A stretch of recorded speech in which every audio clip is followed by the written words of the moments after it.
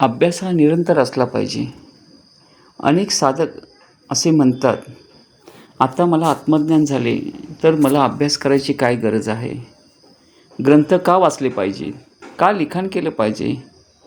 का लोकांना मार्गदर्शन केलं पाहिजे? कशासाठी धावपळ केली पाहिजे? काय मिळणार त्यातून? त्रास, श्रम, कंटाळा. कारण लोक काही केल्यास सुधारणार नाहीत असे म्हणून गपचूप ध्यान करतील. असे अनेक आत्मज्ञानी लोक मी पाहिले आहेत. त्यांना मी असे सांगतो की मग सर्वच सत्य कळाले तर आता ध्यान तरी कशाला करता?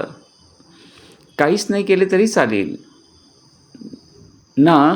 कारण पण ते म्हणणार नाही, आम्ही ध्यान करणार, आम्ही ध्यान करणारच. मी माझा श्वास असेपर्यंत कार्य करणार. कारण माझ्या गुरुदेवांनी सांगितले आहे, तुमच्या जीवनातली गणितं सुटली की तुम्ही इतरांची गणितं सोडवा. तुम्ही मुक्त झाला तर इतरांनाही मुक्त करा. तुम्हाला जीवनाची कला समजली ना, तीच कला लोकांना त्यांच्या भाषेत सांगून त्यांना हळूहळू सन्मार्गाला आणा. मी स्वतःकडे जेव्हा पाहतो तेव्हा मला स्वतःला जाणवते, जर मला माझे गुरुदेव मिळाले नसते तर माझे जीवन नरक बनले असते. खाणे पिणे, मौजमजा करणे, मनाला वाटेल तसे वागणे, सर्व बेफिकीर जीवन. मनाला वाटेल तेव्हा झोपायचे, मनाला वाटेल तेव्हा उठायचे, मनाला वाटेल तेव्हा जेवायचे, कसेही राहायचे. जर गुरु मिळाले नसते तर सुंदर जीवन, इतकं अनमोल निसर्ग, इतकं अरोबो रुपयाचं शरीर, पंचतत्व व त्यांचे कार्य, व सर्वात महत्त्वाचे ही पृथ्वी आकाशात आहे. आपण मनात विचार करतो की आपण जमिनीवर आहोत व बाकी सर्व ग्रह आकाशात, पण आपणही 24 तास आकाशात खेळतो, उठतो, बसतो, हे कधीच कळले नसते.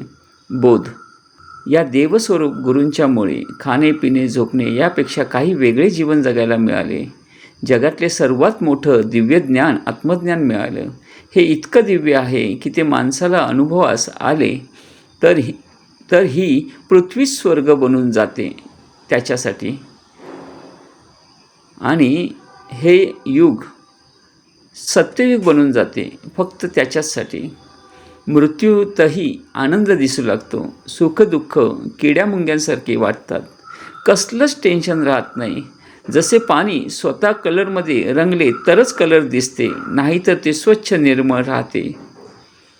जसे आकाशात ढग विजा कडकडतात जोरजोरात, पण आकाशाने लक्ष दिले तर हा माझ्याच पोटात आहेत.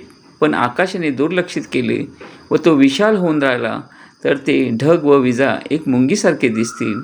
तसे सुंदर जग पाहण्याचे भाग्य आम्हाला मिळाले तर जीवनाचा आनंद घेणार नाही तर कधी घ्यायचा?